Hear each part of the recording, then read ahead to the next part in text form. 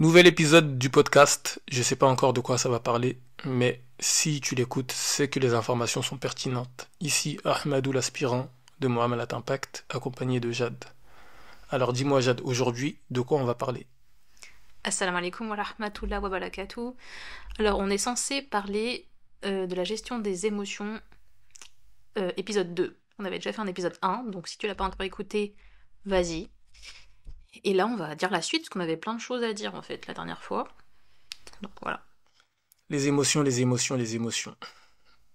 Sujet très important et je t'avoue que plus je rencontre des personnes, plus j'accompagne des personnes, des frères mariés et des sœurs, plus je me rends compte que la question des émotions, c'est un iceberg, ou c'est un gros caillou dans la chaussure, et que, subhanallah, une mauvaise gestion des émotions nous coûte très cher, nous pousse à prendre des décisions qui, parfois, on le regrette beaucoup.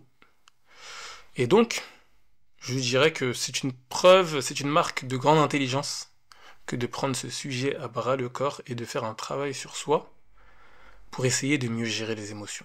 Que ce soit la colère ou la peur, waouh, la peur. La colère, la peur, la précipitation. Bref, ces forces en nous qui peuvent nous pousser à prendre des décisions. Qu'est-ce que tu peux dire à partir de là? Parce que pour l'instant, je ne sais pas trop qu'est-ce qu'on va pouvoir dire sur tout ça.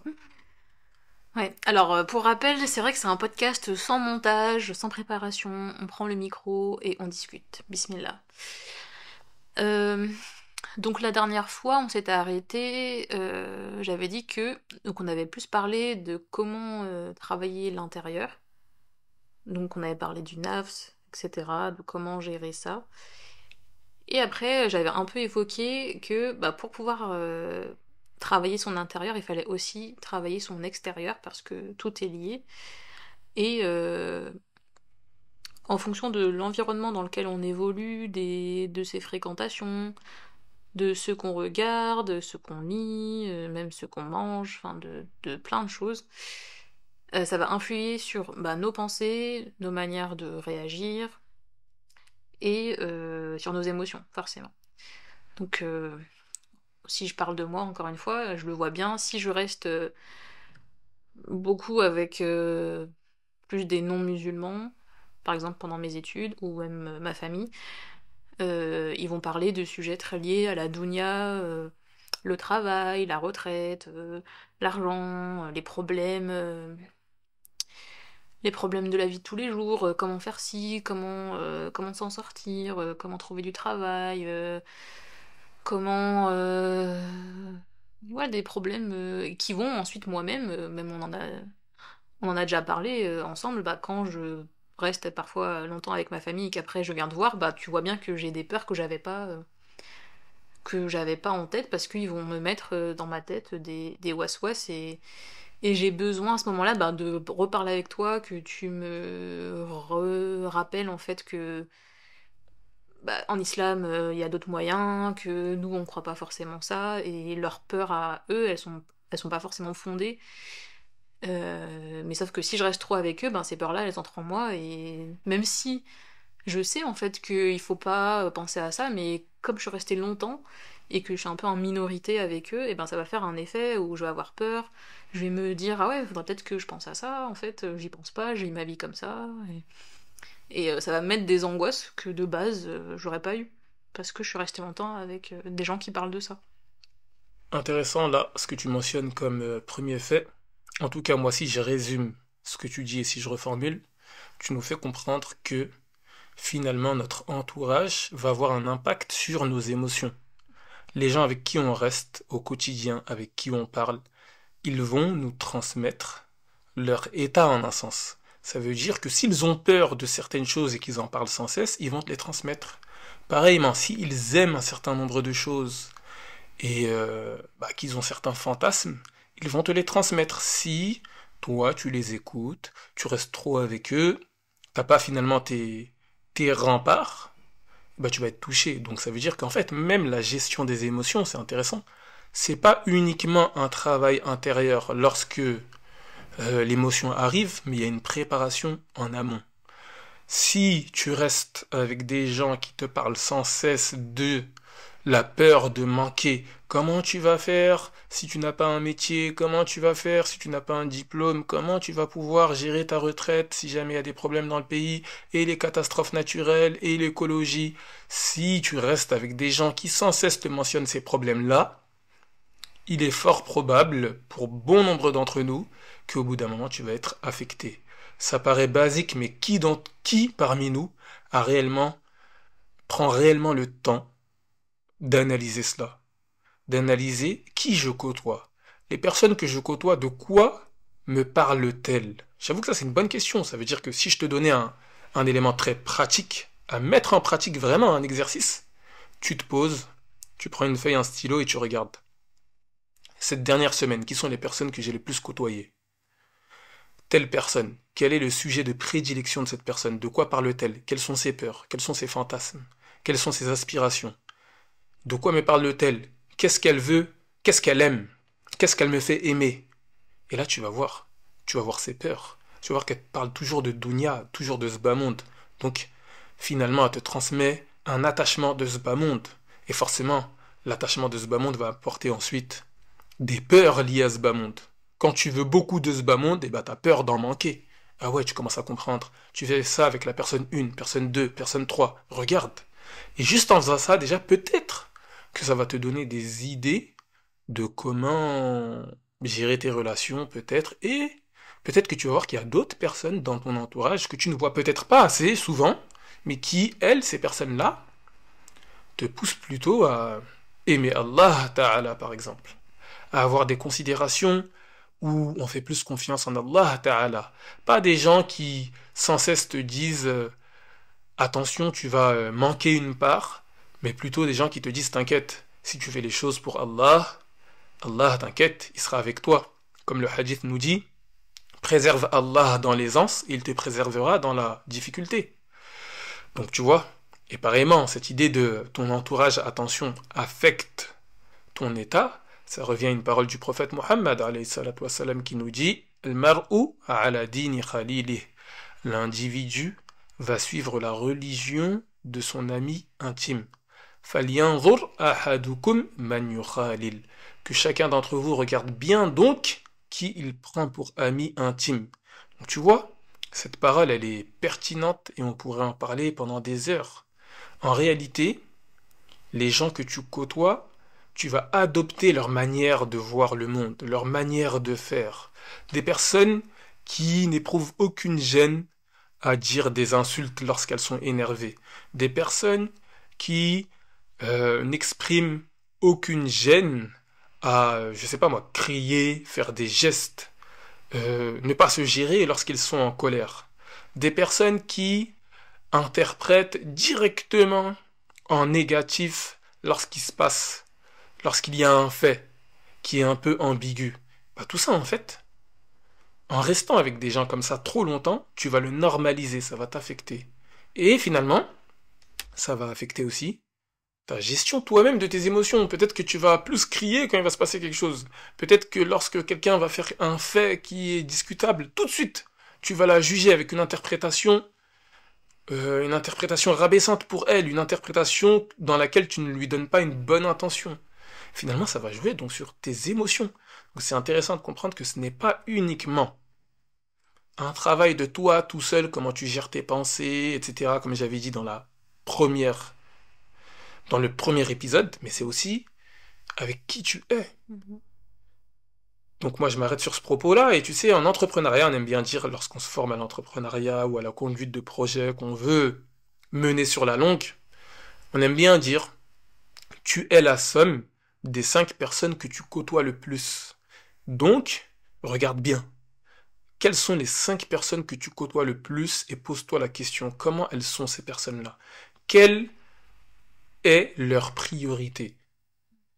Quel est leur caractère? Tu regardes, t'analyses, et à partir de là, tu sauras peut-être quelles sont les bonnes choses à prendre de ces gens-là, et aussi tu essaieras de faire attention à ne pas prendre peut-être les défauts, les faiblesses de ces gens-là. Tu vois, là, tu commences à devenir un acteur, t'es plus juste un consommateur de toi-même, j'ai envie de dire, qui va dire, ouais, moi je suis comme ça et c'est tout. Non. Là, tu commences maintenant à analyser, tu commences à prendre conscience des choses pour, Inch'Allah, faire un travail. Voilà un petit tips. J'ai parlé longuement. Qu'est-ce que tu pourrais nous dire, Jade, par la suite? Ah, j'ai trop de choses à dire là. Il y a trop d'idées là qui sont venues dans ma tête. Mais ce que je vois en tout cas, c'est que c'est encore plus difficile pour nous en tant que musulmans aujourd'hui en Occident, parce qu'on baigne depuis petit dans un monde avec des idées et des structures qui n'ont rien à voir en fait avec l'islam. Et ça, on en parle souvent, notamment dans le séminaire qu'on propose avec Mohamed Impact sur l'économie islamique de bienfaisance. Et quand les gens ils font le séminaire, juste les 3 premières séances, les gens ils sont waouh, ils se disent waouh, je voyais pas les choses comme ça remet les choses en place. Et je me disais que en fait, quand on est musulman, c'est pour ça que il faut encore faire plus attention à nos fréquentations aujourd'hui, parce qu'il y a tellement d'idées, de préjugés, de manières de penser, de philosophies qui sont ancrées en nous, que si on prend pas un temps pour peut-être se renfermer dans le communautarisme, comme ils disent, pour se remettre les idées en place, parce que on dit souvent oui, il faut être mélangé, il faut pas être fermé, etc. Donc oui, mais ça je pense que c'est possible seulement quand t'as fait un travail sur tes pensées, que t'as appris l'islam de manière traditionnelle, que t'as mis au clair ta aqidah, toutes tes idées comme ça, que ça y est, les choses elles sont classées dans ta tête, tout est à la bonne place. Là oui, c'est plus facile d'aller à l'extérieur vers les autres, parce que tu sais que ah, quand il va dire ça, ça c'est faux. Moi je crois en ça, ça c'est vrai, ça c'est faux. Enfin, ça va être plus clair dans ta tête parce que euh, en fait, on se rend pas compte notre manière de penser, comme on a été imbibé depuis petit avec des idées occidentales laïques. Il y a des choses dans notre tête, elles sont logiques pour l'instant, et après il suffit juste qu'on t'explique, on t'explique d'où ça vient, qu'on te les retourne, qu'on te montre en fait, mais en islam pourquoi on pense comme ça, et tu te dis waouh, en fait, les Occidentaux, ils ont une propagande, en fait, voilà, un véhicule, un rappel qui nous font croire que leur pensée à eux, elle est tout à fait logique. Mais quand tu vois les choses autrement et que tu réfléchis, que tu prends des cours, que t'as des gens qui t'expliquent en quoi c'est pas logique du tout, tu te rends compte à quel point, mais ouais, en fait, ils sont totalement à côté de la plaque. Mais ça, t'en es capable seulement quand on te l'explique, parce que tellement depuis petit, on est baigné dedans. Et là, on le voit bien avec des idées, par exemple, comme le transgenrisme, ou je sais pas, il y a des gens qui sont capables de croire que, oui, un homme, ça peut être une femme. Même s'il n'a pas l'apparence d'une femme, comme on l'a dit, c'est vrai. Et il y a une propagande comme ça, et dans ton cerveau, on va te le répéter qu'à la fin, tu vas croire que c'est vrai, alors que non, c'est pas vrai, c'est faux. Et mais ça, c'est... Nous, on va voir ça aujourd'hui, on va se dire, mais non, mais ça, je vais jamais y croire, c'est trop gros pour que les gens y tombent dedans, mais ça, c'est... On va dire, ça, c'est un peu caricatural, donc on le voit, mais il y a d'autres idées plus subtiles qu'on voit plus aujourd'hui. Et, euh, et ça, bah, je m'en étais rendu compte pendant mon master d'architecture où j'écoutais beaucoup Gabriel Romani, Mohamed Hijab, Naïma Robert ou Daniel Akikachou. J'écoutais beaucoup ces auteurs-là, ces prédicateurs-là pendant mes études d'architecture, comme je faisais beaucoup de trucs automatiques, donc j'écoutais beaucoup de podcasts. Et donc ils travaillaient sur ça, sur la pensée, la logique, etc. Il y avait plein de choses, j'étais... Bah, quand on écoutait ensemble, hein, ça semblait tellement logique comme, je sais pas, un truc tout bête, comme l'athéisme, on nous fait croire que c'est le summum de l'intelligence d'être athée, alors que quand tu creuses et, par exemple, juste dire que du néant ne peut rien sortir, enfin, le néant ne peut créer que le néant, donc rien ne peut sortir du néant, que c'est totalement impossible, que le vide, que l'absence de matière crée de la matière, et donc un athée qui pourrait croire que la Terre s'est créée comme ça toute seule, c'est totalement illogique et c'est même bête en fait. Mais on nous fait tellement croire que c'est le contraire que même nous en tant que musulmans on va avoir un complexe et si on reste trop avec des gens qui ont ces idées-là et même ça peut être le contraire, c'est nous qui sommes vus comme des gens un peu farfelus, oui vous croyez en Dieu, etc. Alors que quand on remet les choses en place, mais en fait non, c'est cette idée-là de croire que du vide peut sortir quelque chose, c'est cette idée-là qui est même scientifiquement, comme ils disent les Occidentaux, qui est complètement bête en fait, et impossible. Sauf que comme on ne le dit pas comme ça, on a l'impression que c'est nous, c'est les gens qui croient qui sont bêtes et c'est les athées qui ont l'intelligence, alors qu'en fait, quand on réfléchit, c'est l'inverse. Très intéressant ce que tu mentionnes là, mais j'essaie de comprendre quel lien avec les émotions. Ça veut dire si je fais un lien, parce que c'est un sujet intéressant qui pourrait être même un podcast en lui-même, euh, la vision du monde. Mais je dirais que peut-être que là, si on allait dans tout cela, on parle du monde des idées. On est Bah, en train de faire comprendre qu'en fait, mon ami, les émotions sont fortement liées à la vision du monde. Peut-être c'est ça que tu veux dire. oui, alors, quand je dis ça, c'est qu'après, comme moi j'étais dans un milieu, les grandes études, les gens qui font des grandes écoles, les musulmans, quand ils vont dans ces écoles-là, ils vont souvent avoir un sentiment d'infériorité. Souvent un sentiment de ah, je.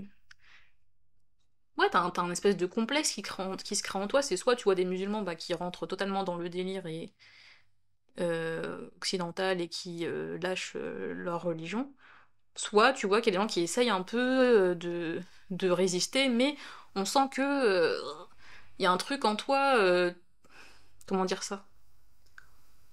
On sent que t'es gêné en fait. On sent que t'es gêné, tu te sens pas bien, tu te sens pas à ta place, t'arrives pas à expliquer, tu te sens en infériorité, tu te sens, voilà, tu vas te sentir mal en fait. Et c'est ça, c'est se sentir mal, bah ça va jouer sur tes émotions, ça va jouer même sur ta relation avec Allah, avec ton amour pour le dîn, ça va, en fait, tout ça, ça va jouer.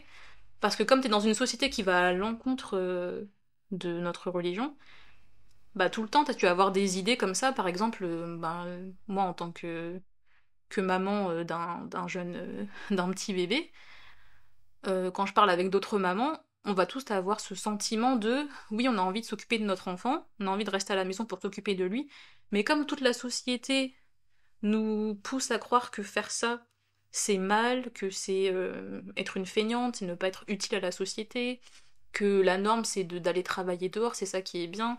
Donc tu vas te sentir mal de faire quelque chose qui normalement est naturel, normal.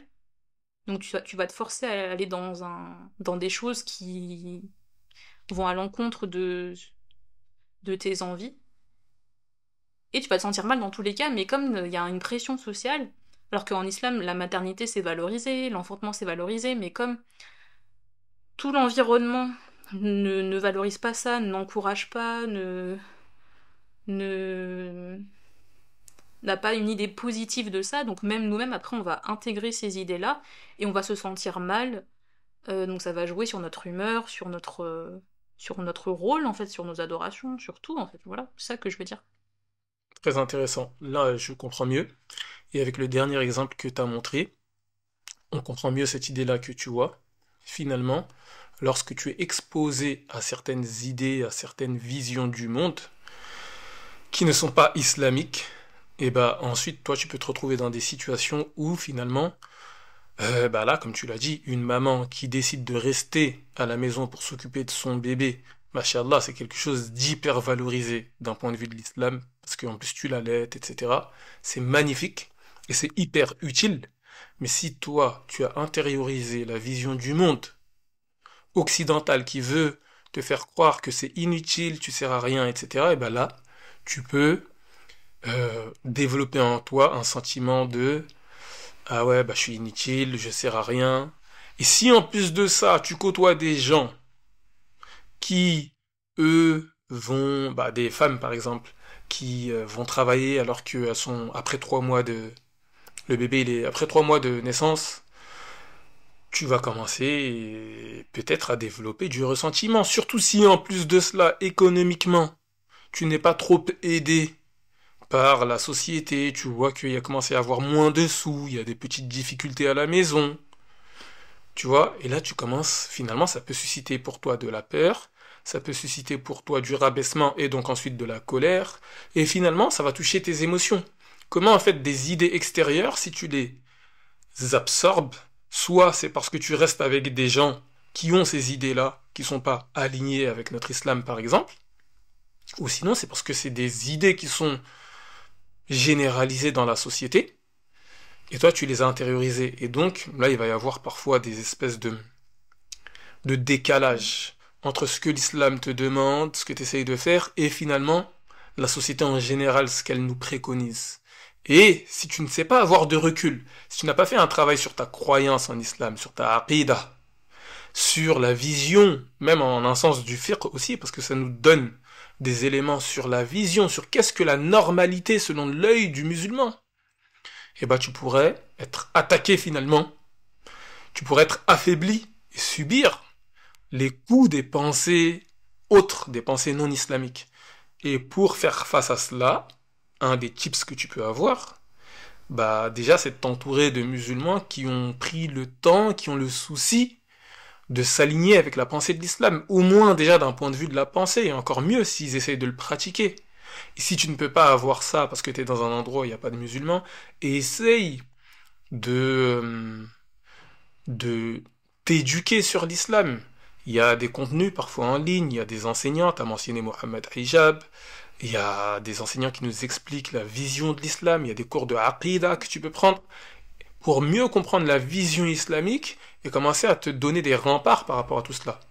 Mais ça nous amène à un autre sujet qui peut grandement affecter tes émotions, c'est forcément le sujet des réseaux sociaux. Mhm. Parce que finalement, les réseaux sociaux, notre téléphone, c'est comme si c'était une personne en plus qui est avec nous, en fait. On a une personne avec nous qui nous incite, qui nous expose des visions, qui nous expose des fantasmes, qui joue sur nos peurs, sur nos fantasmes, je l'ai déjà dit, nos aspirations, qui peut nous pousser à la précipitation, à la comparaison. Tu vas avoir l'impression que certains arrivent certaines choses que toi tu n'arrives pas, que certaines personnes ont des choses que toi tu n'as pas, etc., etc. Donc ça aussi, ça va jouer sur nos émotions. Donc finalement, là, on est en train de parler des aspects extérieurs qui impactent notre monde intérieur, nos émotions. Qu'est-ce que tu pourrais dire sur ça, Jade? Oui, oui, ben même moi je touchais par ça, l'effet un peu scrolling, donc de passer d'une émotion à une autre hyper rapidement, alors que naturellement on n'est pas censé aussi vite voir des choses, on voit des images, que ce soit des choses dans le monde qui se passent très très loin, des choses super tristes, et juste après un truc drôle, un bébé qui danse, et après un chat mignon, et après encore un truc triste, et ça va trop vite en fait. Et pour le cœur, bon, même moi, hein, ça m'arrive, hein, malheureusement. Pour le cœur, c'est vraiment pas, c'est pas sain. Et même voir beaucoup d'images, je sais plus si on l'avait déjà dit ou pas, mais quand il se passe des choses dans le monde, des catastrophes, et on a envie de tout voir, de tout ce qui se passe à la minute près, alors que on n'est pas là-bas, on va rien changer, on peut faire des doigts, on peut faire des dons, mais on n'a pas besoin de vous savoir à la minute près tout ce qui se passe, il y a eu telle chose, tel bombardement, et puis après voir des images de nos frères et sœurs qui sont dans des états... Enfin tout ça, ça va nous amener du désespoir en fait, ça peut même nous paralyser, ça peut nous empêcher après de faire ce qu'on doit faire dans à l'instant T, là où on est, alors que ailleurs il se passe des choses, mais nous, là où on est, il se passe. On n'est pas dans la même situation, donc on doit agir, on doit continuer à œuvrer, mais ça va nous mettre dans un état léthargique de désespoir, de tristesse, alors que ça va rien changer en fait, qu'on soit triste ou pas. Voilà. Faut être triste, oui, mais c'est ça ce que je veux dire, c'est l'excès d'images qu'on voit tout le temps comme ça, des choses catastrophiques. Après, même on le voit, les musulmans en Occident, enfin, là plus en France, on va dire, ils vont se sentir désespérés, ils vont se dire il n'y a plus rien à faire, la situation elle est catastrophique, alors que la situation elle est catastrophique là-bas, mais là où tu es, c'est pas la catastrophe encore. Tu peux encore faire des choses. Mais il y a cette sensation de l'espace il est réduit avec les réseaux sociaux, internet, on a l'impression que, bah, comme on voit en fait les images, on a l'impression que on est concerné à 100%, alors que ça nous touche pas tout de suite en tout cas. C'est vrai que, en tout cas, c'est un sujet délicat celui-là, la question des réseaux sociaux, parce que Parfois, ça t'expose à des faits qui sont réalisés ailleurs dans le monde. Certes, même des membres de la communauté se font bombarder peut-être. Et donc, on a envie de savoir pour pouvoir même être un soutien en un sens, faire des invocations pour eux, etc. Mais en même temps, parfois, ça affecte ton état et à la fin, si ça te paralyse, en fait, regarde ça selon cet angle-là. Si ça te paralyse, en fait, ça fait le jeu de tes adversaires. Parce que, en fait, c'est comme une attaque psychologique. Je t'expose comment tes frères se font terrasser, et je te montre tellement des images de cela pour qu'au bout d'un moment, tu te sentes tellement impuissant. Et moi, j'ai eu un ami qui me l'a dit, hein, il m'a dit, avec ce qui se passe là-bas, nos frères, franchement, on sait pas quoi faire, et parfois on se sent impuissant. Et tu vois, et les frères, quand ils me disaient ça, c'était je mangeais avec lui, c'était pas une discussion dans laquelle il m'incitait à être acteur.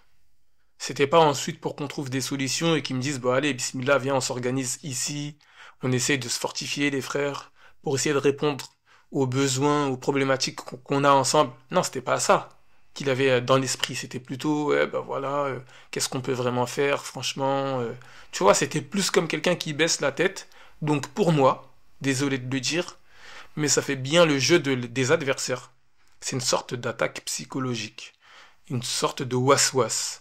Est-ce que c'est uniquement ça? Je peux pas dire, parce que c'est difficile à trancher, on a aussi besoin de savoir ce qui se passe parfois ailleurs. Mais il faut faire attention.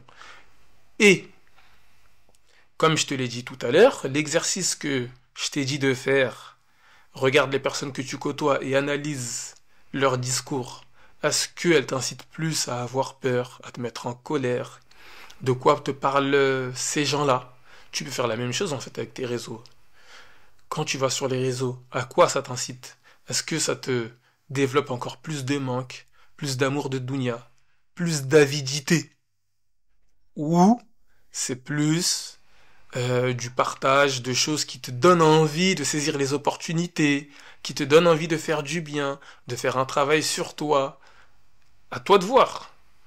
Là, en fait, ce que je comprends, c'est que la discussion qu'on a porte sur la question des émotions, mais sur l'influence du monde extérieur sur tes émotions. Je pense que c'est ça le fil conducteur de notre discussion. Qu'est-ce que tu pourrais dire, Jade? Oui, oui, c'est ça, c'est analyser les influences extérieures qu'on a, qu'est-ce qu'on écoute, qu'est-ce qu'on regarde. Donc là, t'as parlé des réseaux sociaux, mais ça peut être aussi les films, les séries. Moi, je sais, avant, je regardais pas mal de séries. Je regarde de moins en moins. Bon, ça peut m'arriver de temps en temps, mais voilà, alhamdoulilah, je regarde beaucoup moins. Et je fais attention aussi à bien choisir. Mais voilà, les films qu'on va regarder, les séries, ça va mettre des émotions fortes en nous. Et ensuite, quand on va retourner à notre vie, bah, comme dans la vie, les choses sont beaucoup plus lentes. Dans un film, en 1 heure, tu passes par plein d'événements, plein de choses, plein de paysages. Le personnage principal, il fait plein de choses en, en 1 heure de film. Et il y a des musiques, même la musique aussi, hein, les musiques qui vont jouer sur tes émotions, la tristesse, le bonheur. Et tout ça va influer sur toi. Et ensuite, une fois que le film il est fini, bah, tu retournes dans ta vie, et là les choses paraissent beaucoup plus fades, quoi, beaucoup plus lentes, faut faire plus d'efforts pour vivre toutes les choses que le personnage dans le film il a vu, ben toi, pour avoir les mêmes sensations dans ta vraie vie, faut faire plus d'efforts, faut pas rester assis à regarder un écran, ça demande du travail, et ça peut être déprimant. Et voilà, même les musiques, je l'ai dit aussi, et on voit aussi la sagesse de l'islam par rapport à ça, c'est que moi avant je pouvais ne pas comprendre, je disais mais pourquoi les musiques c'est pas bien, etc. Euh, mais c'est vrai que d'une musique à l'autre ça joue tellement sur les émotions. C'est La musique c'est vraiment t'écoutes une musique triste, ça va éveiller en toi la tristesse, même les paroles ou d'autres choses, ça va te donner envie voilà de vivre des choses que normalement t'aurais pas eu envie si t'avais pas écouté ça. Intéressant. C'est vrai que, clairement, les séries, aujourd'hui on est dans une ère où on regarde beaucoup de séries, de mangas, etc. Et encore, c'est encore délicat ça aussi, parce que si tu regardes bien, Fais ton analyse. Comment ça t'impacte? J'avoue quand même, quand tu passes d'une émotion de peur, et qu'ensuite, juste après, une émotion de joie, et après de suspense, d'étonnement, et ça va vite, je me dis que peut-être, après ça c'est une théorie, hein, ça peut nourrir de l'instabilité en fait, tu vois. Si tu regardes des séries très souvent, comme on peut le faire aujourd'hui à notre époque. En fait, ça, tu peux le ressentir quand si jamais tu t'arrêtes de regarder des séries pendant un certain temps, tu essaies de faire un travail sur toi, je sais pas, tu essaies de faire un peu de dhikr, lire du Coran, tu vis ta vie, c'est-à-dire que tu fais des choses intéressantes, hein, bien, plaisantes et tout, mais pendant, je sais pas moi, 1 an, 2 ans ou 3 ans, t'arrêtes de regarder des séries par exemple, ou un film, t'arrêtes de regarder ça. Et après maintenant, tu reviens, tu vas regarder un film. Tu vas voir que c'est choquant. Tu vas voir, tu vas te dire, waouh, pour mon cœur, c'est chaud. C'est, c'est limite, je sais pas, je vais faire une crise, je crois, une crise cardiaque. C'est fou, en fait. Mais peut-être que quand on regarde souvent, bah, t'es un peu habitué, donc ce que je dis peut sembler, je sais pas, on peut ne pas se sentir concerné, mais fais le test. J'ai envie de dire, fais le test. En tout cas, je trouve que c'est trop de montagnes russes et que peut-être trop souvent, ça va vraiment nous affecter. Ça va nous toucher. Bah, finalement, après, ça va nous toucher à l'intérieur. Tu vois. Et même ça, en fait, même quand tu regardes des séries, de toute manière.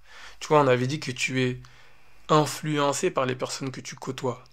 Bah, on va pas se mentir qu'aujourd'hui, beaucoup dans les séries, beaucoup en tout cas, hein, pas toutes, mais bah, les personnages principaux ou les acteurs ne sont pas forcément alignés avec l'éthique de l'islam.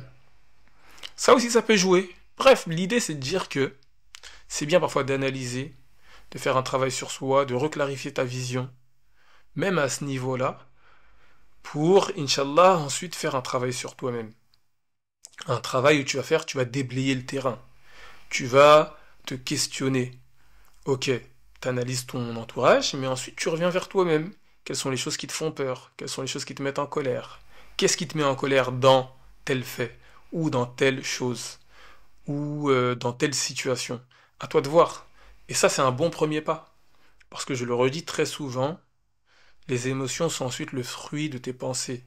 Des pensées que tu vas activer quand un fait va se dérouler. Ou des pensées qui vont se déclencher en toi quand certaines choses vont se passer. Et très souvent, subhanallah, on est victime. Enfin, on est victime sans s'en rendre compte, hein. Si tu ne prends pas conscience, tu vas être victime. Tu vas vouloir que le monde change parce que tu vas dire que certains gens t'énervent, certains gens te font peur. En vérité, c'est comme s'ils appuyaient sur un bouton et ensuite ils te déclenchent. Alors qu'en réalité, si tu sais faire un travail d'analyse sur ta perception, prendre un peu du recul, tu vas voir que, subhanallah, les faits qui se déroulent autour de toi, tu peux les interpréter d'une autre manière, et donc finalement ensuite, faire en sorte que des émotions ne se déclenchent pas comme si on appuyait sur un bouton, quoi. Il y a des gens, tu sais, automatiquement, si je lui dis ça, il va s'énerver. Si je lui fais ça, il va s'énerver. Il n'aura aucun contrôle. Subhanallah.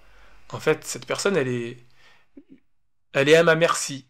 J'ai juste à lui dire ça et je sais qu'elle va paniquer. Je trouve que c'est grave quand même. Mais à partir de là, moi, pour pas que je divague, qu'est-ce que tu peux dire, Jade? Alors là, j'étais en train de réfléchir, donc... Non, ça me faisait penser...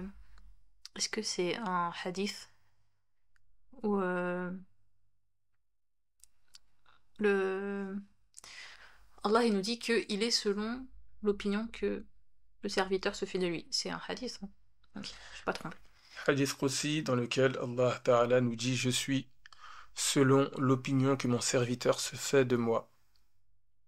Et ouais, non, je pensais à ça parce que je me disais que bah, à travers cette parole, Allah il nous, il nous montre comment aussi bah, les pensées qu'on va avoir, donc les pensées qui vont influer sur nos émotions, vont aussi influer sur l'image qu'on a de lui, subhanallah. Je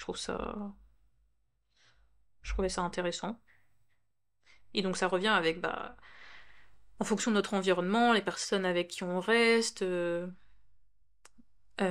comment en fait on a appris notre dîn en fait, comment est-ce qu'on connaît vraiment qui est Allah, Ta'ala, tout ça après ça va influer sur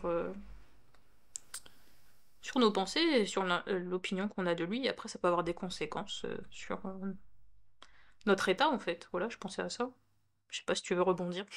Pour rebondir sur ce que tu dis, comme on aborde sans cesse la question de l'influence extérieure sur nos émotions, là, avec ce que tu viens de dire, bah, comme tu as dit que finalement, en fonction des personnes que l'on va côtoyer, subhanallah, même l'opinion qu'on va avoir d'Allah Ta'ala peut être influencée. Et bah là, si on revient au Coran, dans la sourate Al-Kahf, la sourate numéro 18, il me semble dans le verset numéro 25, il me semble, Allah Ta'ala nous dit وَاصْبِرْ نَفْسَكَ مَعَ الَّذِينَ يَدْعُونَ رَبَّهُمْ بِالْغَدَاةِ وَالْعَشِيِّ يُرِيدُونَ وَجْهَهُ. Patiente en restant avec ceux qui invoquent leur Seigneur le matin et le soir, cherchant sa face. وَلَا تَعْدُ عَيْنْهُمْ. Moi j'ai plus le verset. وَاصْبِرْ نَفْسَكَ مَعَ الَّذِينَ يَدْعُونَ رَبَّهُمْ بِالْغَدَاةِ وَالْعَشِيِّ يُرِيدُونَ وَجْهَهُ وَلَا تَعْدُ عَنْهُمْ تُرِيدُونَ حَيَاةَ الدُّنْيَا. J'ai plus le verset. Subhanallah. En tout cas en français ça donne. Et ne te détourne pas d'eux en cherchant à convoiter, en cherchant l'ornement de ce bas monde, le faux brillant de ce bas monde. وَلَا تُطِعْ مَنْ أَغْفَلْنَا قَلْبَهُ. Et ne n'obéis pas à celui dont nous avons rendu le cœur inattentif à notre rappel. Donc là, Allah Ta'ala nous donne la marche à suivre. Ça peut influencer ensuite notre état. Essayons de côtoyer des gens dont le souci principal est de se rapprocher d'Allah Ta'ala. En étant avec ces gens-là, en regardant leur fonctionnement, en les écoutant, en regardant aussi la manière dont ils pensent lorsqu'un fait se déroule, eh ben, ça va t'affecter, ça va t'enseigner des choses. Et petit à petit, tu vas être absorbé par cela et ça va affecter ton état et ton opinion d'Allah Ta'ala. Un exemple qu'on peut donner, j'entendais un cheikh qui nous donnait l'explication du livre de la patience de Al-Ghazali. Al-Ghazali a écrit un livre, le livre de la patience, et le professeur nous expliquait, à un moment, durant la lecture, qu'un jour, il était à la mosquée, c'était en Turquie, me semble, et quand il est sorti de la mosquée, il n'y avait plus ses chaussures. Ses chaussures ont été volées. Et quand il s'est rendu compte de cela et qu'il ne trouvait pas ses chaussures, son maître, son cheikh, son professeur lui a dit « Mets l'intention de donner tes chaussures à la personne qui te l'a volé. En prenant cette intention-là, tu vas gagner des bonnes actions et alhamdulillah, tu vas faire en sorte que la personne qui t'a volé ces chaussures-là ne prenne pas de péché. » Et tu vois que cela, c'est une pensée, un conseil qui lui a été donné dans une situation où on a envie de se mettre en colère, mais s'il a pu avoir ce conseil-là, c'est parce qu'il était avec une personne qui était soucieuse de se rapprocher d'Allah Ta'ala. Et là, son enseignant, il lui a enseigné la bienfaisance. Certes, tu peux être uniquement dans la justice et dire, bah tu sais quoi, non, je ne lui donne pas. Ok, alhamdulillah, tu lui donnes pas et tu auras ton dû le jour du jugement. T'as le droit. Ça c'est la justice. Mais t'as le droit d'aller au-delà encore. T'as le droit d'aller dans l'ihsan, dans la bienfaisance et de dire, bah tu sais quoi, je mets l'intention de le lui donner. Et là, à partir de là, peut-être que ton état il va être différent. Si tu es dans ton état de justice, je réclame ma justice, peut-être tu peux, ça peut arriver que tu restes dans ta colère. À la fois, tu vas être affecté dans ta colère, et je ne sais même pas si ça va te faire du bien, je ne sais même pas si tu vas avoir un bon regard de la communauté à partir de là, ou sinon tu peux dire, Ya Rab, ça a été une occasion pour moi, tu m'as donné une opportunité de m'élever, donc je mets l'intention de la lui donner, Ya Rab. Et alhamdulillah, comme ça moi je gagne des hasanettes, et lui, il prend pas de péché. Et ça, tu peux le faire, des idées comme ça, et qui vont t'affecter, si tu restes avec des gens qui ont ce souci-là. Donc tu vois, ça t'affecte. Et ça va t'enseigner une autre manière de penser. Là, on revient à ce que tu as dit tout à l'heure, quand on parlait de la vision du monde. Là, ça va te donner une manière de penser d'un homme qui a vraiment le souci de se rapprocher d'Allah, en restant avec des gens comme ça. Tu vas voir que c'est une autre manière de voir les choses. Et finalement, ça va affecter ton état, et donc ça peut aussi ensuite affecter tes émotions. Tu te rends compte que si jamais tu prends l'option je réclame justice et vraiment ça se fait pas ce qu'il a fait, là t'es en mode colère. Ça se trouve tu vas passer une mauvaise après-midi, tu vas être énervé contre les gens et peut-être même tu peux être traumatisé. À la fin tu seras traumatisé, tu voudras pas trop faire des choses avec la communauté, laisser tes chaussures, etc. Ou sinon, tu prends l'option 2. Ya Rab, c'était une opportunité. Ya Allah, tu nous as dit dans Surat al-Mulk que la mort et la vie ont été créées pour voir quiconque fera les plus belles œuvres. Et ben là, Ya Allah, tu m'as donné une opportunité de faire une belle œuvre. J'ai su lire entre les lignes. J'ai compris que moi, parfois aussi, je fais des péchés. Et que là, en mettant l'intention de lui donner, je vais m'élever encore plus auprès de toi, ya Rab. Et je sais lire entre les lignes. Parce que je sais, Ya Allah, que tu m'enseignes à travers les faits. Parce que, comme on l'a dit, je suis selon l'opinion que mon serviteur se fait de moi. Et Ya Allah, dans mon opinion, tu es mon Rab. Tu es celui qui m'enseigne à travers les situations de vie. Tu es celui qui me fait grandir à travers les différents contextes. Donc là, j'ai su comprendre que tu m'enseignes à me détacher. Tu m'enseignes à saisir les opportunités de faire le bien. Tu m'enseignes à faire preuve de bienfaisance. Bah, c'est cette option que je prends. Et finalement, en prenant cette option-là, tu vas te sentir mieux, tu vas dire Alhamdulillah, Allah intervient dans ma vie, Allah me donne des opportunités d'effacer mes péchés. Et imagine si je meurs ce soir, Alhamdulillah, je vais rencontrer Allah Ta'ala en ayant fait une sadaqa de cette manière-là. C'est beau quand même. En prenant cette voie-là, Alhamdulillah, j'ai couvert le défaut d'un croyant peut-être. Et on sait que le prophète nous a dit, alayhi salatu wassalam, si tu couvres le défaut d'un croyant dans ce bas monde, Allah te couvrira de tes défauts le jour du jugement. Bref, c'est toute une autre manière de voir les choses qui va venir de quelqu'un qui veut se rapprocher d'Allah, et finalement ensuite ça va affecter ton état au quotidien. Tout ça, ça nous fait comprendre que tu vois, quand on parle de vision du monde, quand on parle de tous ces aspects, parfois même liés à la spiritualité, ensuite ça se manifeste dans le concret. Ça se manifeste dans tes réactions au quotidien. C'est pas juste des belles idées. Mais ensuite, pour qu'on puisse le mettre en pratique, il va falloir qu'on fasse des exercices de rappel. Il faut qu'on se rappelle souvent de cela. Et que si jamais, aujourd'hui, s'est passé des faits, et que j'ai été en contradiction avec tout ce que je t'ai dit là, bah, alhamdulillah, tu fais une petite analyse, et tu te poses des questions à toi-même, et tu te dis, comment la prochaine fois je pourrais réagir d'une manière plus bienfaisante. Qu'est-ce que je me suis dit à ce moment-là qui a fait que j'ai été plus dans la colère? Qui sont les gens que je côtoie? Quelles sont les idées qu'ils me partagent qui font que c'est plus difficile pour moi? Et petit à petit, tu cherches à grandir comme ça sur la longue. Et Inch'Allah, au bout de plusieurs mois, peut-être plusieurs années, alhamdulillah, ton comportement, tes émotions, ta gestion des émotions sera déjà différente que si tu ne fais pas ce travail-là. Bon, j'ai encore pris la parole longuement. Qu'est-ce que tu peux nous dire, Jade? Parce que moi, j'essayais de meubler en même temps. Ah oui. Donc, bismillah. Oui, bah, comme on a dit, de bien choisir son entourage, d'assainir ses relations. J'ai pensé à quelque chose, c'est qu'il y a beaucoup de personnes, donc oui, elles se disent, ok, il faut que je change d'entourage, il faut que j'aille plus avec des musulmans conscients, des musulmans qui sont plus bercés dans la spiritualité, tout ça, parce que je n'ai pas ça autour de moi, mais elles vont avoir peur. Elles vont avoir peur parce qu'elles vont se dire, j'ai pas envie d'être jugée, euh, moi je suis pas assez dans le din pour être avec eux, je vais me sentir en infériorité, je vais me sentir mal. Du coup, même si elles vont avoir des opportunités de rejoindre des cercles comme ça, la peur va faire qu'elles vont pas y aller. Donc au final, elles vont bah, malheureusement pas bénéficié de cette belle compagnie, euh, à cause de la peur. À cause de la peur du jugement, la peur de se dire que ces personnes-là sont trop loin par rapport à moi.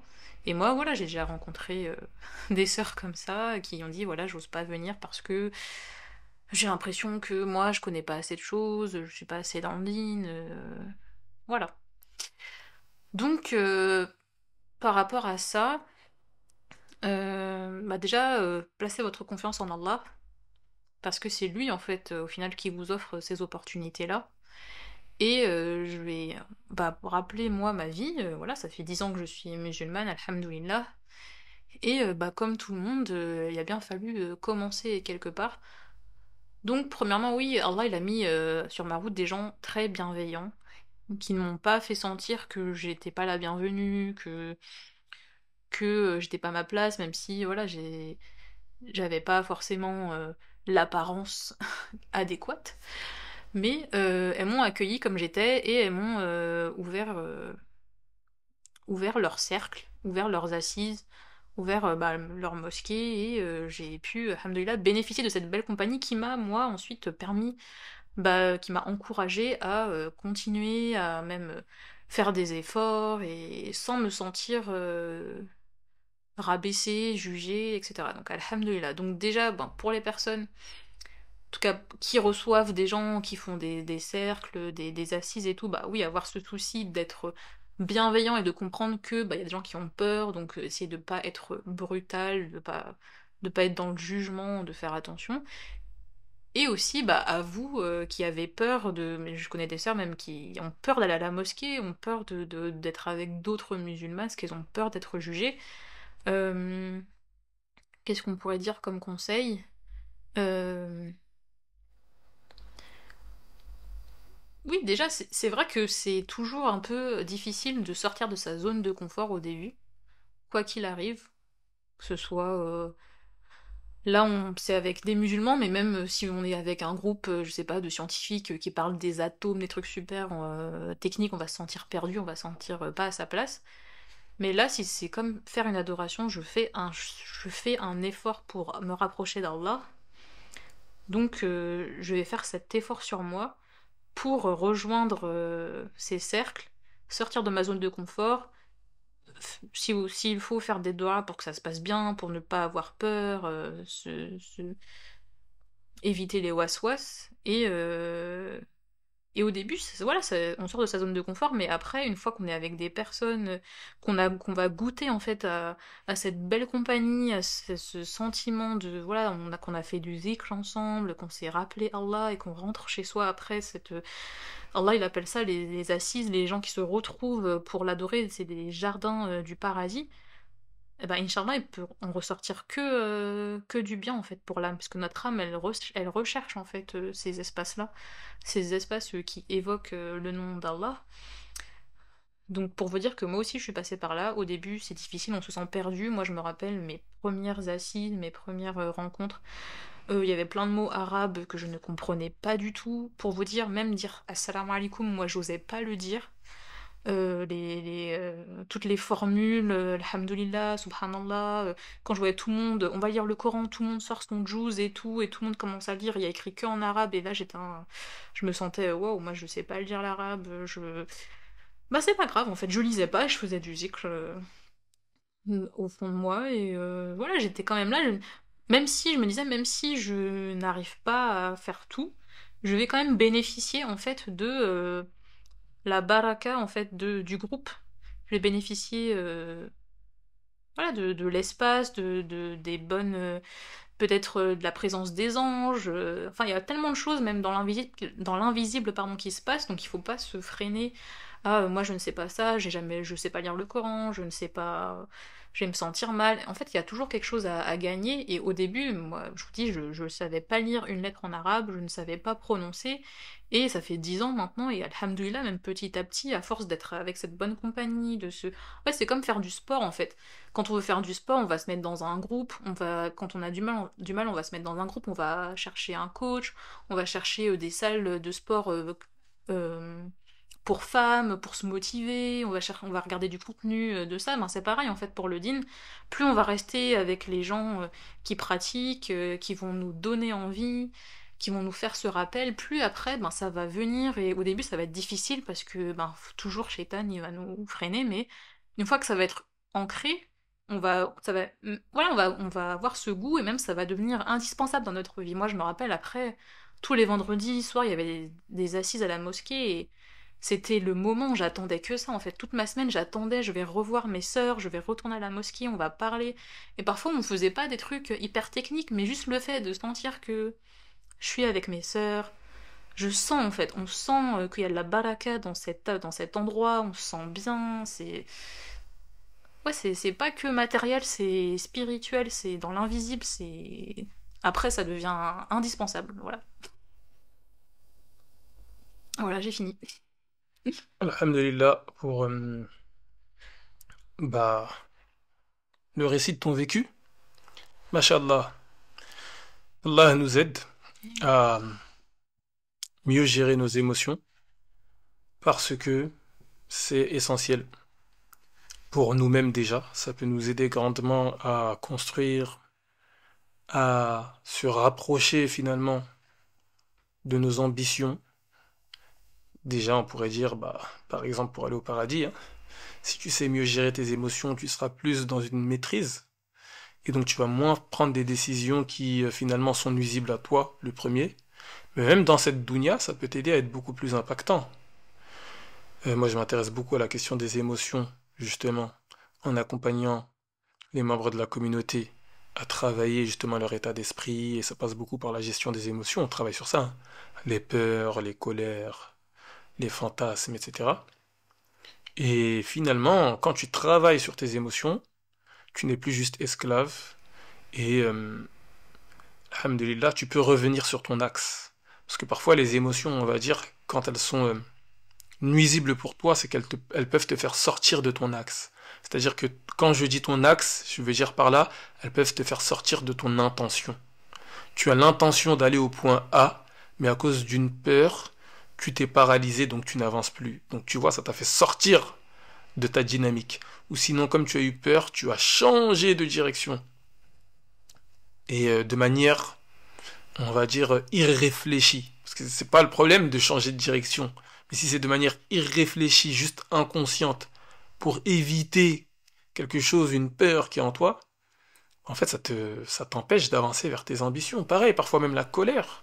À cause de certains éléments qui te mettent en colère, tu juges, tu ne vois pas les opportunités derrière ce qui s'est passé parce que tu es trop troublé par la colère. Et ça t'empêche d'impacter. Clairement, pour moi, bon nombre de gens dans la communauté, même des gens cultivés, même des gens qui ont pris des cours, etc., j'en vois souvent, on a besoin de faire un travail sur nos émotions. On a besoin de faire un travail sur notre état d'esprit pour justement ne pas être esclave de nos peurs, de nos colères, de nos fantasmes. Et subhanallah, s'il y a un point que je pourrais dire, parce que toi tu as parlé un peu de ton expérience avec des assises pour sœurs, etc., moi je pourrais dire peut-être pour les frères, sachant que nous sommes, en fait pour les frères et même pour les sœurs, dis-toi un petit peu aussi que tu es, tout comme toi-même tu es affecté par la compagnie des autres, bah toi aussi tu peux affecter ta compagnie. Et ça peut être intéressant. Ça veut dire que si jamais tu sais qu'il y a des personnes autour de toi qui ont cette aspiration à devenir meilleures, à essayer d'avancer vers la religion, à se rapprocher d'Allah, essaye toi aussi d'être un soutien. De par les sujets que tu abordes, de par... Essaie de faire un travail sur toi en fait pour ne pas juste véhiculer tes peurs, juste véhiculer tes colères, tu vois, quand tu conseilles quelqu'un, etc. Essaye aussi de dire, bon, tout comme toi-même tu es affecté, tu peux aussi affecter. Tu peux donner du courage à des gens au lieu de les laisser dans leur peur, tu vois. Aujourd'hui, il pourrait y avoir des frères qui sont paralysés par leur peur, en fait, vu la situation des musulmans, la faiblesse. Ben moi, je peux me dire, en fait, quand je suis avec ces frères-là, au lieu de les laisser tourner en rond dans ces thématiques de peur, eh ben, je vais, au contraire, enfiler ma cape de celui qui aborde plus les opportunités faisables, plus les, les éléments les bonnes nouvelles qui nous donnent envie de faire des choses, au lieu de donner que des faits. Nos frères se sont fait bombarder ici et là. Bien sûr, il faut qu'on en parle, on a besoin de tenir compte du problème. Mais aussi, je vais aborder des solutions. Regarde les autres frères, ils ont fait des choses intéressantes. Ces frères de telle ville et tout, c'est pas mal. Ça peut être une occasion pour nous, ça peut être à notre portée. Bref, pour dire que tout comme notre environnement peut nous affecter, nous, on peut prendre l'intention avec Allah Ta'ala d'essayer d'être une bonne compagnie pour les autres. Et subhanallah, si tu fais ça, ça sera une intention entre toi et Allah. Il n'y a que Allah Ta'ala qui saura que tu as pris cette intention-là et que tu fais cet effort-là. C'est un peu comme si tu faisais une sadaqa, une aumône, mais que personne ne la voit. Et n'est-ce pas que le prophète nous a dit, alayhi salatu wassalam, nous a fait comprendre en tout cas que la meilleure des aumônes, c'est celle que tu donnes avec ta main droite et ta main gauche, elle ne le sait même pas. En gros, c'est limite tu l'as oublié, quoi. Tu as fait des cadeaux, tu as donné des choses aux gens, mais tu as oublié, personne ne le sait, c'est qu'entre toi et Allah. Bah, pareil, si on peut prendre cette intention-là d'être un soutien, finalement, pour nos frères et nos sœurs, pour qu'eux aussi puissent faire un travail sur leurs émotions, si on sait que ils subissent les attaques d'une compagnie qui ne les élève pas, ou les attaques des réseaux sociaux, ou les attaques de quoi que soit à l'extérieur, nous on peut prendre l'intention, c'est un état d'esprit, c'est une manière d'être un soutien pour nos frères et nos sœurs. Après, si ça fonctionne, on remercie Allah. Si ça ne fonctionne pas, tranquille. Le premier appel, il est pour nous-mêmes. Qu'Allah permette. Moi, je pense que ça pourrait être le mot de la fin. Est-ce que ça te semble bon, Jade, sur tout cela? Oui, oui, oui. Peut-être juste encore rajouter par rapport à la bonne compagnie que bah, on peut avoir une vision parfois individualiste des adorations. Penser que oui, il y a des choses qu'on doit faire tout seul nous-mêmes et penser que on va rentrer au paradis seulement par nos propres œuvres. Mais on sait qu'il y a des récits où on rentre au paradis parce qu'on a côtoyé des gens qui aiment Allah. Donc ça encore, c'est une raison de plus pour se motiver à rejoindre des cercles, à faire des rencontres avec d'autres frères et sœurs, à pas rester tout seul. Donc déjà, ça va nous aider dans nos émotions, dans notre état, mais ça peut être aussi une cause, bah, juste le fait d'avoir côtoyé un frère ou une sœur qui aime Allah, ça peut aussi nous faire rentrer au paradis, nous effacer des péchés. Quand on y met ce sens-là, ça peut nous donner envie encore plus. Ça peut donner envie encore plus, surtout si tu sais que, imagine, ces frères et sœurs font des invocations pour toi. Subhanallah, c'est, mashallah, c'est plein de choses. Mais une chose très importante, si jamais tu vas côtoyer des frères et des sœurs, ce qui est quelque chose de bien à faire, parce que nous sommes une religion du nous et pas juste du je. On dit Iyyaka na'budu, c'est toi que nous adorons, donc on dit nous dans Surat al-Fatiha. Et vraiment essayer de mettre en pratique ce qu'on a dit dans l'épisode numéro un et ce qu'on a dit là. En gros, tu vas être avec des gens qui sont faibles. Ce sont des êtres humains. Et en tant qu'être humain, ils ont des faiblesses. Donc peut-être parfois ils vont avoir des réactions, ils vont peut-être faire des choses qui, ouais, c'est possible, ça peut arriver. Te heurter. C'est normal. Eux aussi, ils sont en train de faire un travail sur eux-mêmes. Eux aussi, ils essayent d'avancer vers Allah. En fait, on est tous dans le même bateau. Donc c'est aussi accepter que on a chacun nos faiblesses et que parfois, moi-même le premier qui parle comme cela, bah je vais faire des erreurs. Je vais peut-être parfois même me mettre en colère. Parfois, je vais peut-être même être succombé par mes peurs. Bah oui, parce que je suis un être faible. Et donc, on se reconnaît aussi en tant qu'être faible. Et donc, alhamdulillah, c'est un moyen pour nous, justement, de faire un travail sur nos émotions, de garder une bonne opinion des gens, d'essayer d'avoir une belle interprétation sur, ok, certes, peut-être que il m'a dit quelque chose que je pourrais interpréter mal, mais je peux prendre la bonne interprétation de cette parole. Ou je peux partir du principe qu'elle était fatiguée. Que voilà, in fine, de toute manière, si elle est là, c'est parce qu'elle veut se rapprocher d'Allah Ta'ala. Donc, c'est pas contre moi. Et ça, c'est applicable, subhanallah, même dans le couple. Parce que là, on parle de rencontrer des frères et des sœurs, mais ça, c'est très applicable dans le couple. Ça te permet de prendre un peu de recul. Et alhamdulillah, finalement, ensuite de bien passer les choses pour que, Inch'Allah, on finisse au paradis ensemble et qu'Allah mette la baraka. Amin. Si ça t'était pertinent pour toi, n'hésite pas à partager à des gens pour qui ça peut être utile et je te dis assalamu alaikum. Assalamu alaikum.